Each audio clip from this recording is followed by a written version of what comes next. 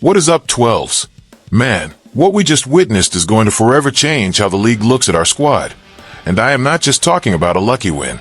We're looking at a historic turnaround that silenced the entire world and turned some seriously harsh criticism into absolute glory. Get your hearts ready, because the details I have for you today reveal a masterclass in strategy and individual comebacks that felt impossible just a few months ago. You are not going to believe what we have on deck today. So go ahead, grab a seat, smash that like button, and let's dive right into the news. And hey, make sure to subscribe because we are pushing for that 1,000 sub goal. You know that feeling of justice that has been stuck in your throat for years? Well, my friends, that sweet taste of revenge has a name, a last name, and an Australian accent that nobody expected to be the star of the show. At Levi's Stadium, history was rewritten in the most poetic way possible. A lot of people thought this rematch against the New England Patriots was going to be an offensive shootout, but what we actually saw was a tactical clinic, where one man's leg was worth its weight in gold. Michael Dixon, our punting giant, didn't just play. He put on an MVP caliber performance, even if the specialists usually get ignored by the media. He kicked 7 times for 335 yards, but those cold stats don't even begin to describe the pure agony he caused our rivals. Just imagine the pressure of the Super Bowl, and you pin the ball inside the 6-yard line 3 separate times. That absolutely destroys the psyche of any offensive unit. That is exactly what went down.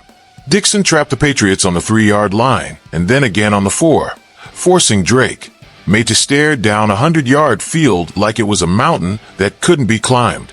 The field position battle was so lopsided that only 2 returns were allowed all night, resulting in a pathetic 4 yards total. Seattle played the board to their advantage the entire time. And check out this historic milestone. Dixon became the first Australian punter to actually play in and win a Super Bowl ring. At 30 years old, and as the longest-serving player on the roster, he proved that every single cent of that $16 million extension was an investment, not a cost. He didn't just punt either. He was the holder for all 5 of Jason Myers' perfect field goals, making sure we kept the scoreboard moving even when the touchdowns were hard to find in those first 3 quarters. That performance was the foundation that let Seattle jump out to a 12-0 lead and just let the game simmer. While the rest of the world was waiting for big passes, Dixon was out there silencing the stadium with 55-yard bombs that died right on the 1-yard line. It was tactical torture. Seeing an Aussie who was passed over in the AFL draft back in the day, now hoisting the Lombardi trophy, is enough to give you chills. He was the master of the shadows who made sure the defense had an easy job punishing the opposing quarterback. But if you think the magic stopped at the tip of his cleat, just wait. Because what happened with our offense just broke a massive NFL taboo. If Michael Dixon was the general controlling the territory, what our offense pulled off this postseason defied every law of probability and every nasty comment we had to endure. Do you guys remember the meltdown the football world had when we announced Sam Darnold? Every expert out there laughed, saying Seattle was throwing in the towel and that he was just the king of the bonehead interception. Well, the answer came on the biggest stage of all, in enemy territory, with a record that no one in decades of NFL football has ever touched. The Seahawks became the first team in league history to win a Super Bowl without committing a single turnover during the entire playoff run.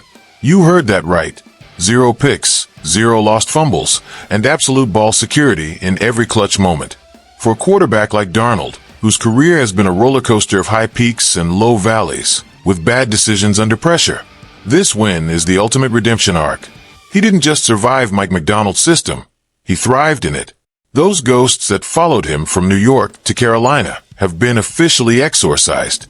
Sam finished the playoff run with 672 yards and 5 touchdowns, including a surgical performance in the Super Bowl where he hit A.J. Barner for the go-ahead score. He realized that with the Death Star defense we have, he didn't need to be a hero on every snap. He just needed to be a flawless leader.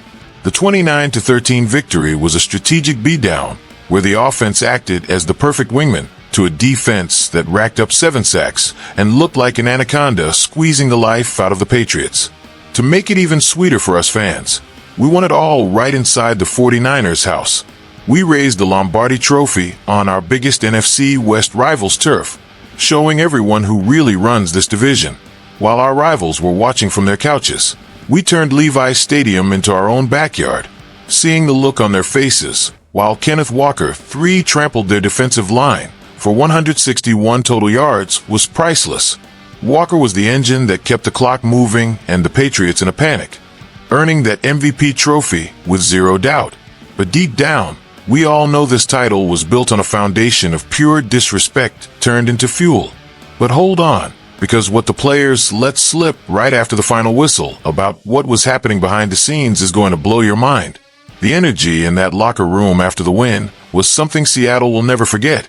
And Byron Murphy-Too's words hit like a lightning bolt across the league. There is a special flavor to this championship. It is the feeling of being counted out by every single talking head on TV.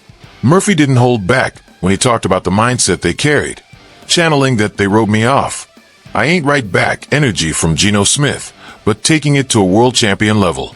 Our defensive tackle made it clear that the world tried to bury the Seahawks before the season even kicked off.